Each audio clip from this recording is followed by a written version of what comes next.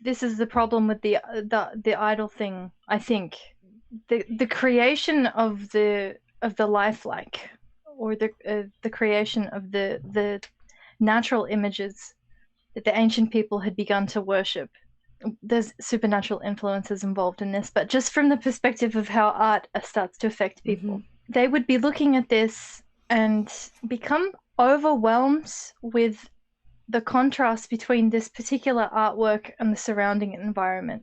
Because I'm thinking again in terms of like the fields that they're on when they're creating all of these things. And in Egypt, what is it? I found this meme this week, which is fantastic. Like, I was going to give it to you to put on screen, but it was foul language, so I thought I'd save everybody. But it was basically this Egyptian guy, and he's standing in a flat desert environment, and he says, "You know what this place needs? These big fucking triangles on it." And basically, it just sort of sums it up, right? You've got this flat nothingness. It's just sand for days, and someone stands there and says, "All right, I'm going to put these big effing triangles on it." But in terms of the surrounding environment, like these particular artworks were so powerfully in contrast with the surrounds, you know? Like, I'm trying to, like, in terms of the headspace of why God has told us to be careful with the idols. Because in the first place, the Egyptians are making these beautifully crafted works of art, even in their basic, everyday household objects.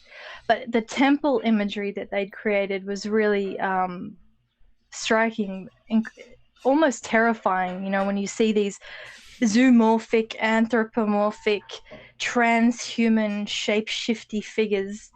And it's like they're standing up against this infinite void of nothingness, you know, beyond that little Nile, the Nile Valley region around the river.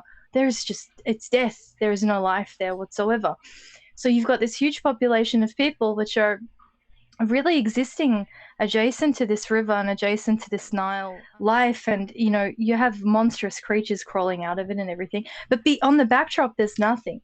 So I think about it psychologically, like how these images, these carved images and all of these pyramid structures and these temples that would have been constructed, it would have been so much more imposing to the brain to see them, and all of the written hieroglyphics and everything, just to contrast the nothingness. It's a similar environment to Australia. That immediate contrast between the desert and human realm. It's just, Australia is primarily a desert country. So we have a kind of void of eucalyptus everywhere that isn't a city in Australia. You leave a city in Australia and suddenly you're enveloped in this, I won't call it anti-human, but it's not cultivated at all. And so this sense of primordial nothingness, it can happen very quickly if you're out in the outback for a long time. So then you drive back into the city, and like what we used to do when we were going on big long trips across the country, if you go through the Nullarbor and everything, it's a huge 5-day drive.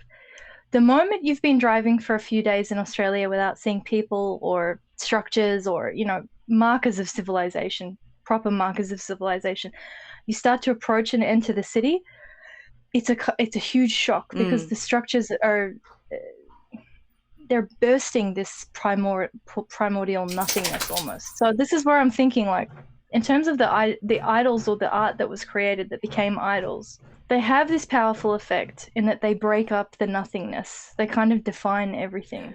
So you're describing, giving us a sense of the power of the Egyptian technology, which is, I think, it's super important. It's important for us in understanding the prohibition against the graven images and what idolatry is, because what we tend to worry about now, I think, is, and this ATM guy is actually his appropriate sort of idol, is, I mean, one, you can make requests of idols and they give you stuff, right?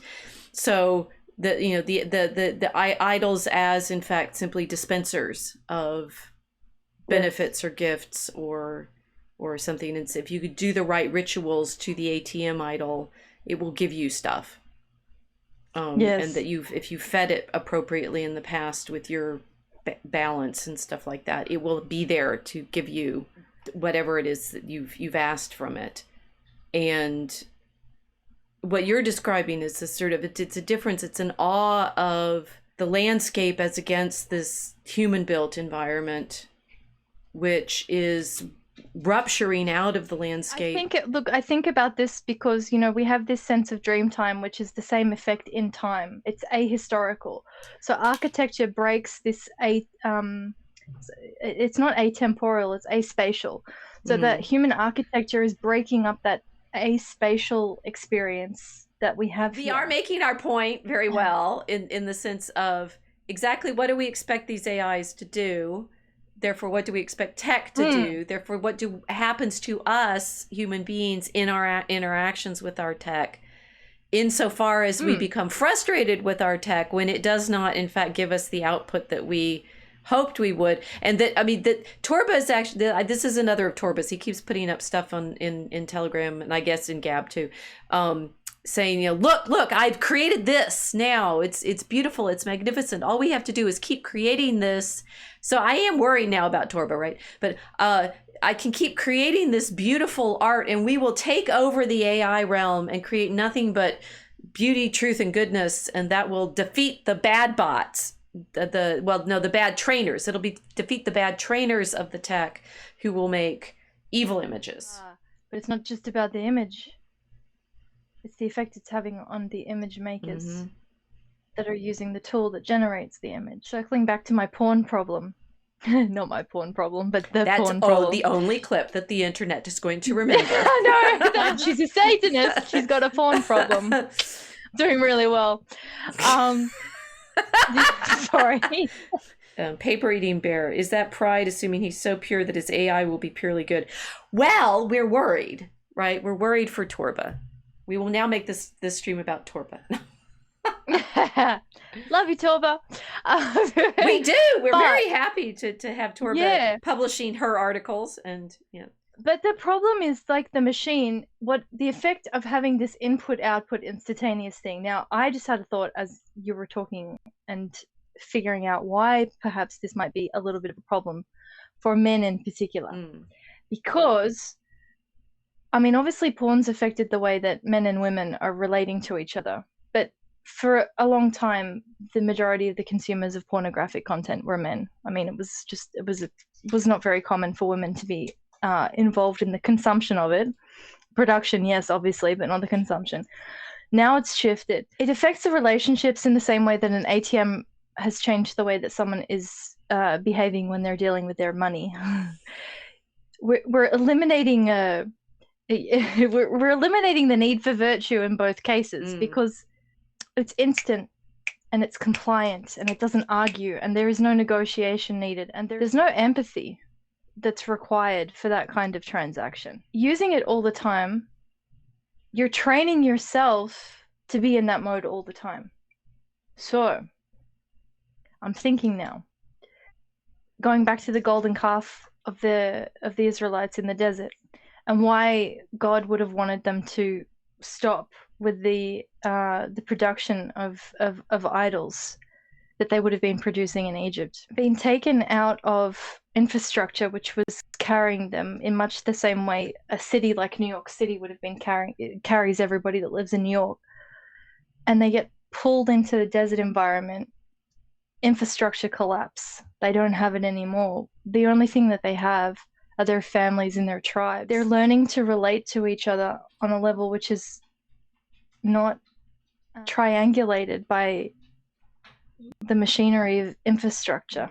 And they're also learning to relate to God in the same way. It's not mediated by the Egyptian temple system. That's gone. They had to behave in a very different way in those conditions. And then when Moses leaves to go up and get the tablets of the law, and they build that golden calf, what they're actually craving, hedonistic indulgence into relating again to a God that doesn't expect them to have a relationship. They want to go back to input and output. They want to use the ATM again. Like when the Israelites built that golden calf, they built a machine that they were able to gain favors from instantly. It's a bit like someone having a porn addiction, trying to give up porn, then going into an environment where, okay, we've got no porn, and then all of a sudden, okay, no, we're going to create some. They made a golden calf. Suddenly, in having that object there and having the opportunity to look at it and use it, it's transformed their behavior instantly to revert back to input output. They lost their reason. You've wrestled through. I should have included the McLuhan slide, but whatever. We're still in McLuhan world of the effect. Bad bot.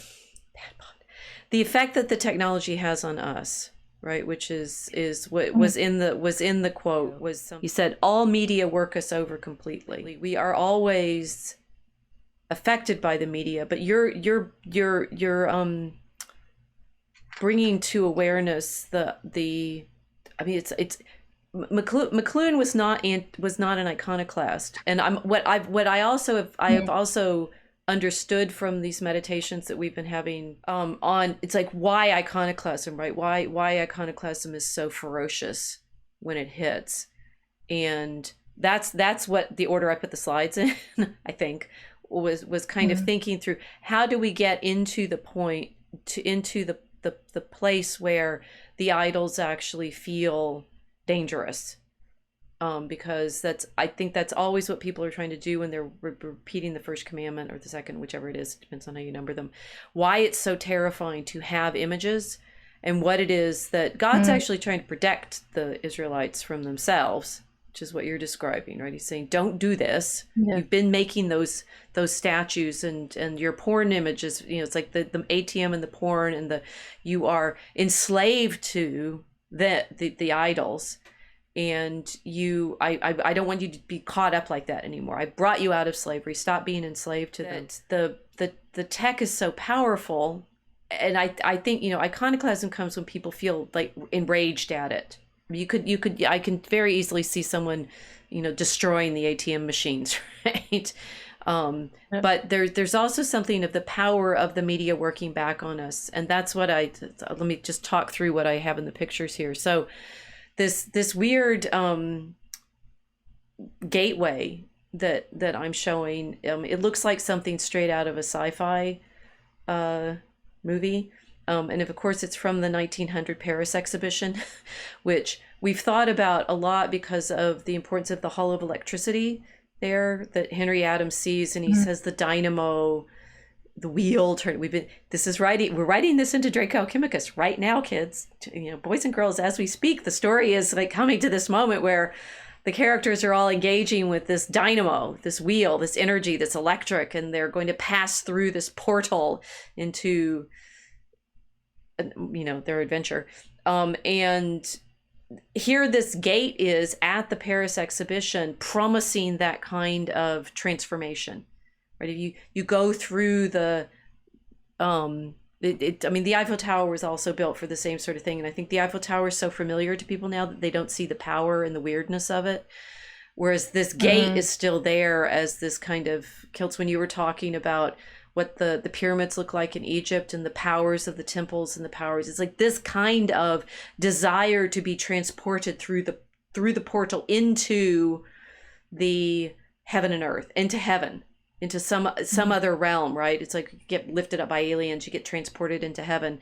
One way or another, we make these gates, temples, tabernacles, arcs, and want them to have this transportive power somehow. I mean, that's what's interesting about what happens for the Egyptians, the Israelites, when God gives them the tabernacle instructions. He gives them instructions on how to make a holy of holies, an actual interior of power, which is for him rather than for the strange gods. But